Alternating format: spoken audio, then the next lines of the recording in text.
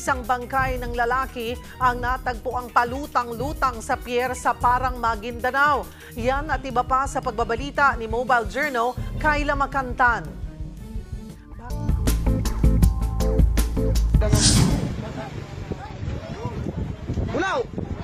Hindi magkandaugaga ang mga tao sa pier sa Barangay Talisay, Parang, Maguindanao habang kinukuha sa tubig ang naaagnas ng bangkay ng isang lalaki.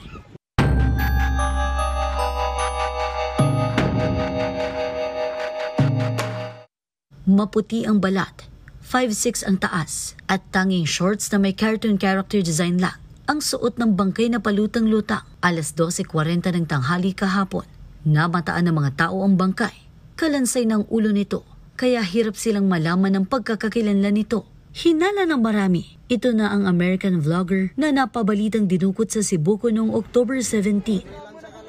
Kasalukuyang nasa Cabangon Funeral Homes ang bangkay.